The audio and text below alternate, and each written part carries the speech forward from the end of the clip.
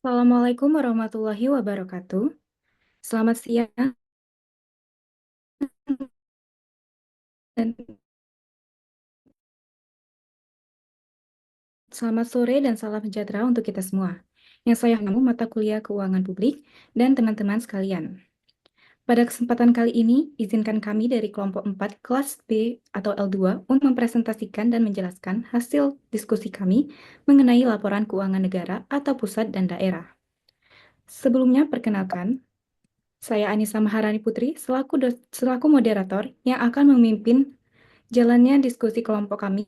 Adapun rekan kelompok saya yang terdiri dari Nadia Adelia Sabila selaku pemateri, Aditya Dwi Efriani dan Normendi Sidaputar sebagai tim Q&A, dan Anissa Dwi Wahyuni sebagai notulen. Baik, pada topik pembahasan kali ini terdapat sub-pembahasan yang terdiri dari siklus anggaran publik APBN, siklus anggaran publik APBD, formulasi penyusunan RAPBN, dan formulasi penyusunan RAPBD. Terdapat latar belakang dari pokok pembahasan ini, pembahasan mengenai laporan keuangan ini, bahwa anggaran pendapatan dan belanja negara atau APBN dan anggaran pendapatan dan belanja daerah APBD adalah instrumen penting dalam pengelolaan keuangan publik di Indonesia. APBN berfungsi untuk mengatur pendapatan dan belanja pemerintah pusat, sedangkan APBD mengatur hal serupa untuk pemerintah daerah.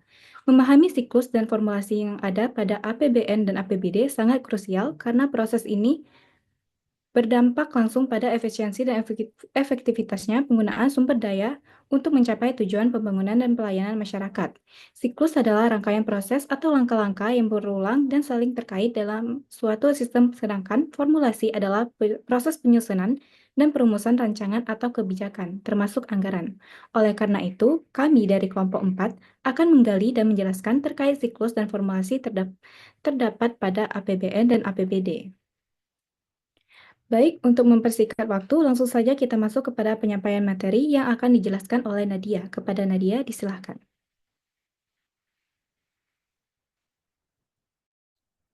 Baik, terima kasih moderator. Saya Nadia akan menyampaikan materi yang pertama mengenai siklus anggaran publik pada APBN. Next.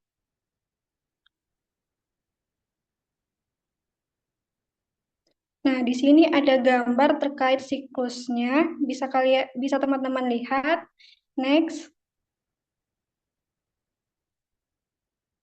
Untuk penjelasannya, yang pertama itu perencanaan dan penganggaran pada periode Januari sampai Juni, yang merupakan tahap penyimpanan konsep pokok-pokok kebijakan fiskal dan ekonomi makro. Asumsi dasar ekonomi makro yang akan digunakan sebagai acuan penyusunan kapasitas fiskal oleh pemerintah yang disiapkan oleh pemerintah, BPS, dan Bank Indonesia. Yang kedua itu pembahasan dari APBN. Dari periode Agustus sampai Oktober, yaitu kegiatan pembahasan antara kementerian atau lembagaan selaku Chief of Operation Officer dengan Menteri Keuangan selaku Chief Financial Officer dan Menteri Perencanaan yang dihasilkan rancangan undang-undang APBN dan nota keuangan. Yang ketiga itu penetapan APBN yang mana periodenya dari akhir Oktober, yaitu setelah mempelajari nota keuangan dari RUU APBN yang disiapkan oleh Presiden. Masing-masing fraksi memberikan pandangan umum atas RUU APBN beserta nota keuangannya. Pemandangan umum fraksi-fraksi ini meliputi pendapatan dan tanggapan masing-masing fraksi atas asumsi dasar ekonomi makro. Yang keempat itu pelaksanaan APBN dari periode Januari, yaitu pelaksanaan anggaran yang diawali dengan disahkannya dokumen pelaksanaan anggaran oleh Menteri Keuangan. Yang kelima itu pelaporan dan pencatatan APBN dimulai dari periode sepanjang tahun anggaran, yaitu bersamaan dengan tahapan pelaksanaan APBN dan Bendahara Umum Negara, melakukan pelaksanaan dan pencatatan sesuai dengan standar akuntansi pemerintah atau SAP, sehingga menghasilkan laporan keuangan pemerintahan pusat yang terdiri atas laporan realisasi anggaran, neraca, laporan arus kas, dan catatan atas laporan keuangan. Untuk terakhir itu pemeriksaan dan pertanggungjawaban. dari periode semester atau annual itu sama saja dengan sepanjang tahun anggaran, yaitu atas LKPP, Badan Pemeriksa Keuangan melakukan pemeriksaan dan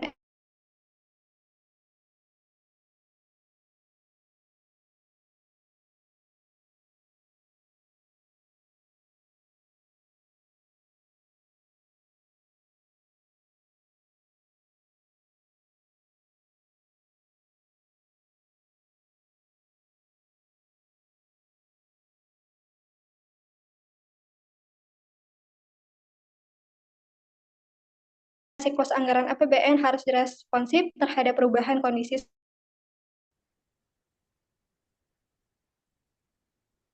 Oke, untuk materi yang selanjutnya itu mengenai pengertian menurut para ahli itu siklus anggaran publik APBN. Yang pertama itu menurut Prof. Dr. Emil Salim um, dari Ekonomi dan mantan Menteri Negara Lingkungan Hidup mengemukakan bahwa siklus anggaran APBN harus responsif terhadap perubahan kondisi sosial dan ekonomi. Keterlibatan berbagai pihak dalam proses ini penting untuk menciptakan akuntabilitas dan transparansi. Yang kedua itu menurut Dr. Agus S., ahli keuangan publik, mengemukakan bahwa siklus APBN perlu disederhanakan agar proses pengembalian keputusan lebih cepat dan efisien. Penting untuk mengantisipasi dinamika yang cepat dan ekonomi. Next. Adapun kesimpulan materi tersebut menurut kelompok kami yaitu kelompok kami menilai bahwa siklus APBN yang terdiri dari 6 tahapan cukup komprehensif, tetapi timeline panjang Januari sampai Juni dapat menghambat respon terhadap perubahan ekonomi. Keterlibatan berbagai institusi menunjukkan check and balance yang baik meskipun memperlambat pengambilan keputusan. Penerapan sistem penganggaran terpadu dan berbasis kinerja adalah langkah positif untuk meningkatkan efektivitas dan akuntabilitas. Okay, next. Untuk materi yang kedua yaitu siklus anggaran publik pada APBD. Okay, next. Nah, bisa kalian lihat, teman-teman lihat ada siklus pada gambar tersebut. Saya akan menjelaskan. Itu yang pertama adalah perencanaan dan penganggaran.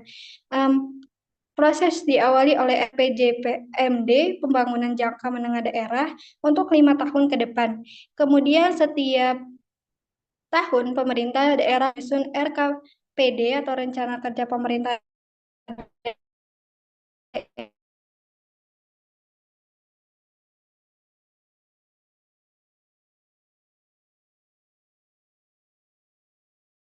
menyusun dari RPJMD. Selanjutnya pemerintah daerah menyusun pedoman untuk SKPD atau Satuan Kerja Perangkat Daerah dalam penyusunan RKA atau SKPD, Rencana Kerja dan Anggaran SKPD. Masing-masing SKPD lalu menyusun SKPD dan hasil dari RKA dan SKPD ini kemudian disusun menjadi RAPDP, Rancangan Anggaran Pendapatan dan Belanja Daerah yang telah diajukan ke DPR. Nah, lalu selanjutnya dievakuasi oleh gubernur atau menteri sebelumnya ditetapkan oleh APBD. Untuk siklus yang kedua yaitu pelaksanaan. Berdasarkan RKA SKPD, pemerintah daerah menyusun rancangan DPA atau SKPD, kemudian dilakukan verifikasi terhadap DPA SKPD. Setelah itu pemerintah daerah melakukan APBD yang mencakup pendapatan, belanja, atau pembiayaan yang bisa teman-teman lihat di beda penatausahaan. Selanjutnya pemerintah daerah melakukan penatausahaan belanja termasuk penerbitan SPM. Kemudian pemerintah daerah melakukan penatausahaan pembiayaan yang dikelola oleh PPKD, lalu dibuatnya laporan realisasi semester pertama yang mana tujuannya adalah untuk mengetahui perkembangan realisasi dan sebagai dasar untuk melakukan perubahan APBD jika diperlukan. Yang ketiga itu penatausahaan, yang mana setelah pemerintah daerah melakukan penatausahaan pendapatan, penatausahaan belanja, dan penatausahaan pembiayaan yang Terakhir, pemerintah daerah melakukan pencatatan kekayaan dan kewajiban daerah. Dari keempat penatausahaan ini dilakukan sesuai dengan sistem akuntansi pemerintah daerah atau SAPD. Untuk yang keempat itu mengenai penanggung-jawaban, di mana pemerintah daerah menyusun laporan keuangan pemerintah daerah sesuai standar akuntansi pemerintah SAP yang terdiri dari LRA, neraca, LAP, arus kas, dan CLK. Laporan keuangan terdiri diperiksa oleh Badan Pemeriksa Keuangan atau BPK. Yang terakhir itu pemeriksaan. Berdasarkan hasil pemeriksaan BPK, pemerintah daerah menyusun Raperda atau Peraturan Daerah Pertanggungjawaban APBD. Selanjutnya BPK melakukan pemeriksaan kembali terhadap laporan keuangan. Baik, next. Next.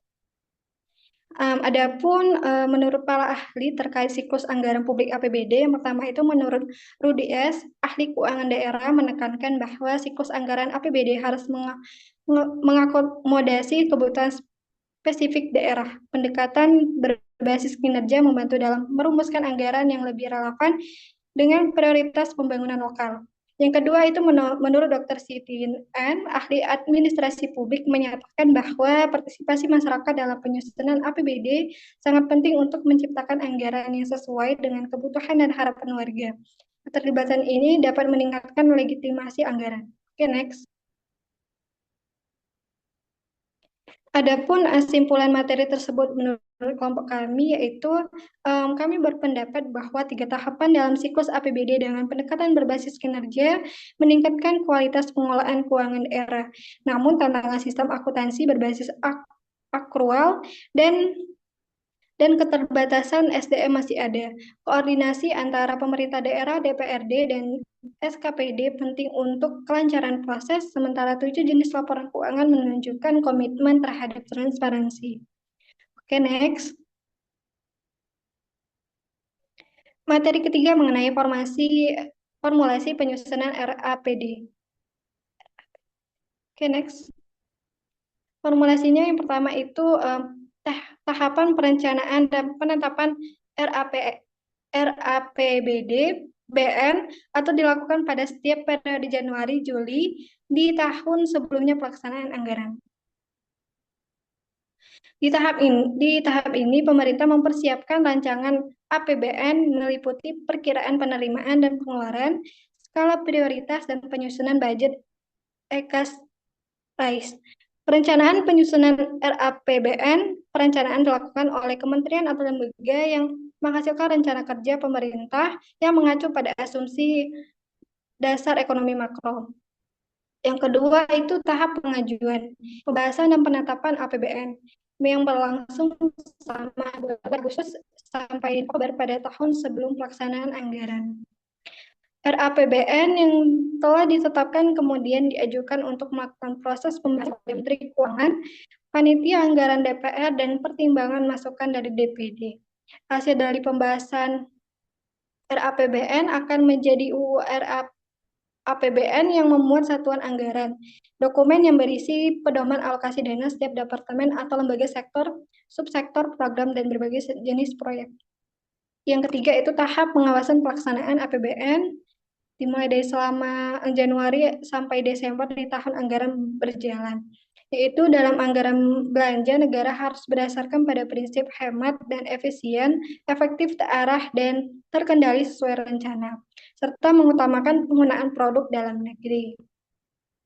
Yang keempat itu tahap pertanggungjawaban pelaksanaan APBN sebelum tahun anggaran APBN berakhir.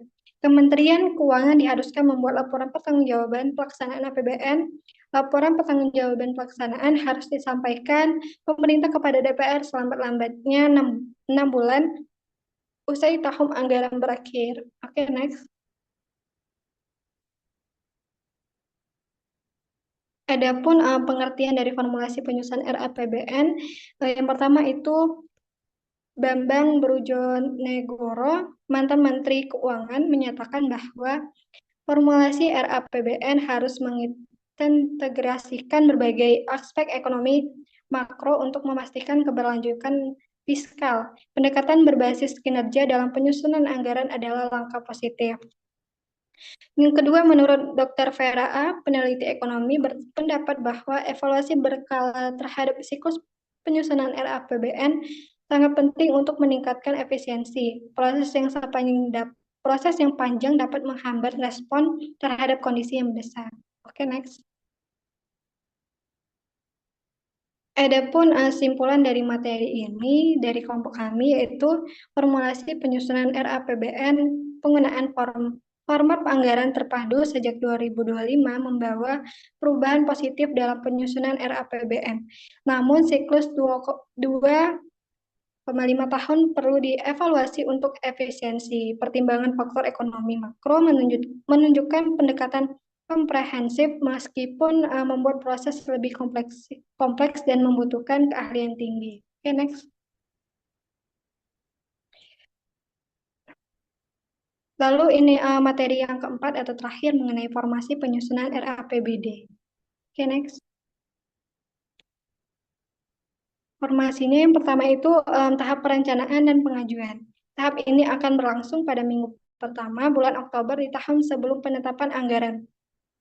APBD dirancang dan diajukan oleh pemerintah daerah kepada DPRD, dilengkapi dengan dokumen-dokumen pendukung. Yang kedua itu tahap pembahasan dan persetujuan. Rancangan APBD atau RAPBD akan dibahas oleh pemerintah daerah dengan usulan dari DPRD. Selain itu, DPRD juga akan memutuskan untuk setuju atau tidak mengenai RAPBD tersebut. Keputusan harus diambil selambat-lambatnya 1 bulan sebelum tahun anggaran yang dibahas dilaksanakan. Yang ketiga itu tahap pelaksanaan setelah APBD ditetapkan dengan peraturan daerah, ketentuan lebih detail soal pelaksanaannya lebih lanjut akan dituangkan melalui keputusan gubernur, wali kota, ataupun bupati. Yang keempat itu tahap pertanggungjawaban atau pelaksanaan APBN. Laporan pertanggungjawaban pelaksanaan APBD harus disampaikan oleh kepala daerah kepada DPRD, rancangan peraturan daerah tentang pertanggungjawaban pelaksanaan APBD yang berupa laporan keuangan kepada DPRD paling lambat 6 bulan setelah tahun anggaran berakhir. Oke, next. Adapun pengertian dari formulasi penyusunan RAPBD menurut para ahli, yang pertama itu menurut Nurdi S., ahli keuangan daerah, menekankan bahwa formulasi RAPBD harus mengakomodasi kebutuhan spesifik daerah. Pendekatan berbasis kinerja membantu dalam merumuskan anggaran yang lebih relevan dengan prioritas pembangunan lokal. Yang kedua itu menurut Dr. Sitin An, ahli administrasi publik, menyatakan bahwa partisipasi masyarakat dalam penyusunan RAPBD sangat penting untuk menciptakan anggaran yang sesuai dengan kebutuhan dan harapan warga. Keterlibatan ini dapat meningkatkan legitimasi anggaran. Okay, next. Adapun kesimpulan materi tersebut menurut kelompok kami bahwa formulasi RAPBD dengan empat tahapan sudah terstruktur dengan baik. Timeline yang jelas seperti perancangan mulai minggu pertama Oktober memberikan kerangka waktu yang baik. Namun keterbatasan waktu bisa menjadi tekanan bagi daerah. Kewajiban laporan pertanggungjawaban dalam 6 bulan setelah tahun meskipun sedikit.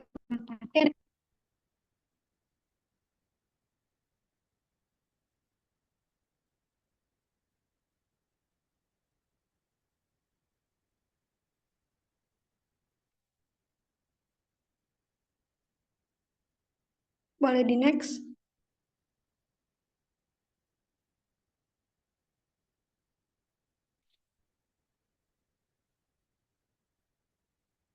Ada dari semua pembahasan yang telah saya bahas, berikut kesimpulan yang dari materi tersebut. Yang pertama itu siklus anggaran publik APBN merupakan serangkai proses pengelolaan dari 6 tahapan.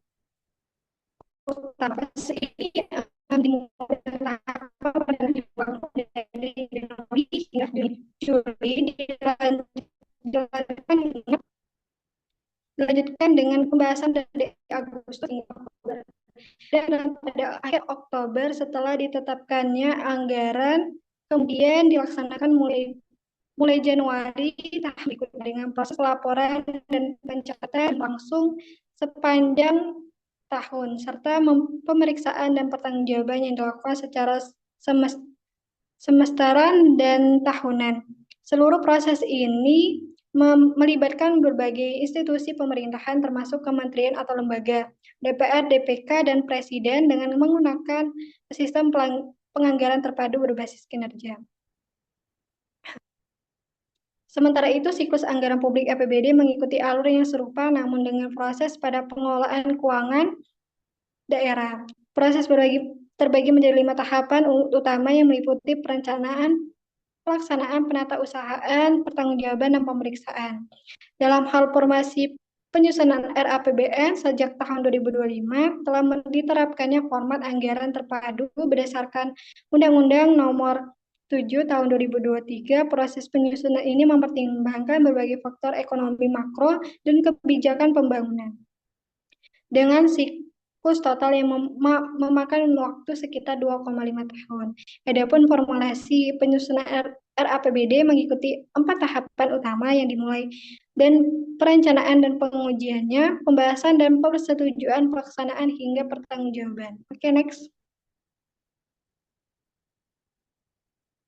Adapun saran dari kelompok kami mengenai materi ini, pertama itu dalam siklus anggaran publik APBN, saran yang diperlukan dipertimbangkan meliputi peningkatan koordinasi antara lembaga untuk efisiensi birokrasi, pengembangan sistem informasi teknologi untuk mendukung transparansi dan efisiensi pelaporan.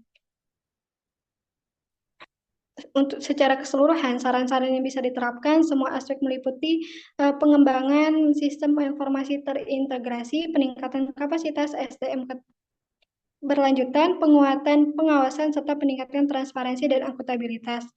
Melalui teknologi penyederhanaan prosedur tanpa mengurangi kualitas pengawasan, penguatan koordinasi antara lembaga dan peningkatan transparansi publik dalam proses penganggaran juga menjadi faktor penting dalam upaya meningkatkan efektivitas pengelolaan keuangan publik. Baik, mungkin itu saja materi dari saya. Untuk selanjutnya saya kembalikan kepada moderator. Terima kasih. Baik, terima kasih Nadia atas penyampaian materinya. Setelah mendengarkan penyampaian materi tadi, kini kita memasuki sesi berikutnya yaitu sesi tanya jawab. Bagi teman-teman yang ingin bertanya, memberikan saran atau kritik mengenai materi yang setelah kami sampaikan sebelumnya, disilahkan untuk mengaktifkan fitur raise hand-nya.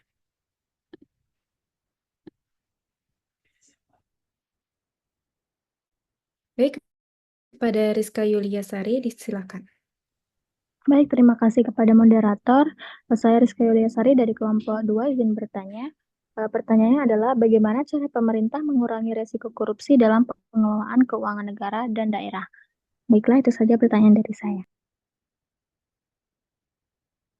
Baik, terima kasih Rizka. Selanjutnya kepada Radelia Febrianti, disilahkan. Baik, terima kasih moderator. Saya Radelia Febrianti dari kelompok 7 yang bertanya, mengenai akuntabilitas dan transparansi, bagaimana mekanisme yang ada saat ini memastikan akuntabilitas dan transparansi dalam pengelolaan APBD dan APBN? Apakah ada contoh konkret di mana mekanisme ini berhasil atau gagal? Sekian pertanyaan dari saya kembalikan kepada moderator. Baik, terima kasih Radel. Selanjutnya kepada Robiol Sakina, disilahkan. Baik, terima kasih moderator atas kesempatannya. Sebelumnya perkenalkan, nama saya Robil Sakinah dari kelompok 1 L2 izin bertanya mengenai materi yang telah dijelaskan oleh teman-teman tadi, yaitu apa saja tantangan utama dalam implementasi APBN dan APBD dan bagaimana solusi inovatif yang dapat diterapkan untuk meningkatkan efisiensi dan efektivitas penggunaan anggaran. Demikian pertanyaan dari saya. Terima kasih. Baik, terima kasih. Selanjutnya kepada Piana Febrina, disilahkan. Baik, terima kasih moderator atas kesempatannya. Sebelumnya perkenalkan nama saya Piana Febrina dari kelompok 7 izin bertanya. Pertanyaannya, bagaimana cara formulasi RAPBN ini dapat lebih responsif ke depannya terhadap dinamika ekonomi dan sosial yang terjadi? Mungkin itu saja pertanyaan dari saya kembalikan kepada moderator. Baik, terima kasih, Piana. Untuk pertanyaan terakhir pada Angelika Putri, disilahkan. Baik, terima kasih moderator untuk pertanyaannya. Dalam siklus APBD harus mengakomodasikan kebutuhan spesifik daerah. Bagaimana mekanisme yang efektif untuk memastikan bahwa APBD benar-benar mengakomodasikan kebutuhan dan memprioritaskan pembangunan lokal? Terima kasih. Baik, terima kasih, Angel. Baik, terima kasih untuk teman-teman yang sudah memberikan pertanyaan. Demikianlah tadi presentasi dari kelompok kami. Saya sebagai moderator mewakili kelompok 4. Mohon maaf apabila ada salah kata dan kekurangan. Terima kasih atas kesempatan dan perhatiannya. Saya akhiri. Wassalamualaikum warahmatullahi wabarakatuh.